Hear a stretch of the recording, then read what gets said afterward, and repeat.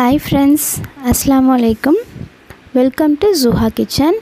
இன்னைக்கு நம்ம கிச்சன்ல ஒரு புளி சால்னா, அது உப்பு கண்டம் போட்ட புளி சால்னா எப்படி செய்யறதுன்னு நான் உங்களுக்கு செஞ்சு காமிக்க போறேன். இது ஒரு டிஃபரண்டான டேஸ்ட்ல இருக்குங்க.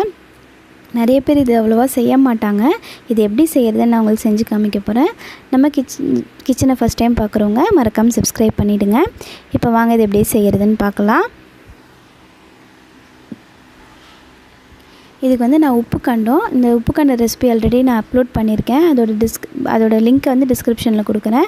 உப்பு கண்டத்தை வந்து இந்த மாதிரி லைட்டாக தட்டி வச்சுக்கோங்க. நல்லா பிக்க வேண்டாம், இந்த மாதிரி லைட்டாக தட்டி வச்சுக்கோங்க.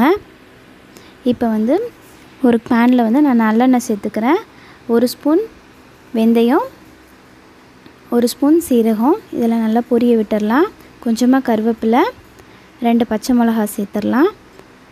இதுக்கு வந்து நிறைய சின்ன வெங்காயம் சேர்த்தோன்னா நல்ல டேஸ்ட்டாக இருக்குங்க. நான் முழுசாக சேர்த்துக்கிறேன். சப்போஸ் உங்களுக்கு சின்ன வெங்காயம் இல்லாட்டி பெரிய வெங்காயமே சேர்த்துக்கோங்க, அதுவும் நல்லாயிருக்கும். இப்போ தேவையான அளவு உப்பு சேர்த்துட்டு நல்லா கலந்து விட்டுடலாம். நம்ம கட் பண்ணி இந்த தட்டி வச்சுருக்க உப்பு கண்டத்தை தண்ணியில் அலசிட்டு வெங்காயம் போட்ட உடனே போட்டுருங்க. அப்போ தான் அது வந்து நல்லா வதங்கும், வேகும். அப்போ தான் கடைசியாக போட்டிங்கன்னா வேகாது.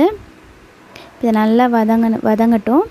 வதங்கின பிறகு நான் வந்து 3 தக்காளி எடுத்திருக்கேன். மிக்ஸி ஜாரில் போட்டு அரைச்சிடலாம். 1/4 ஸ்பூன் மஞ்சள்தூள், 1 ஸ்பூன் மிளகாய்த்தூள் சேர்த்து நல்லா கலந்துடலாம்.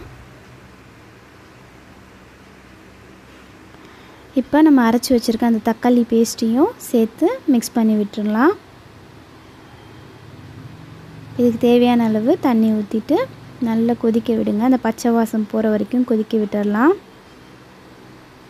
கொதிச்சிட்ருக்கு. நான் வந்து கொஞ்சமாக புளி ஊற வச்சுருக்கேன். இப்போ இந்த புளி தண்ணியும் உள்ளே சேர்த்துடலாம்.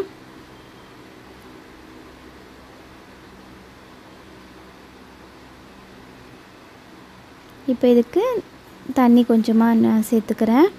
இப்போ இதை நல்லா கொதிக்கட்டும். கொதிக்கிற வரைக்கும் நம்ம ஒரு மூடி போட்டு நல்லா கொதிக்க வச்சிடலாம். இப்போ இது நல்லா கொதிச்சிருச்சு. குழம்பு ரெடி ஆயிடுச்சு. எண்ணெய்லாம் பிரிஞ்சிருச்சு பாருங்கள். உப்பு கண்டம் புளி சால்னா ரெடி ஆகிடுச்சு. இப்போ சர்விங் பவுலுக்கு மாற்றிடுறேன். பாருங்கள், அந்த சின்ன வெங்காயம்லாம் அழகாக குண்டாக அழகாக இருக்குது பார்க்கவே.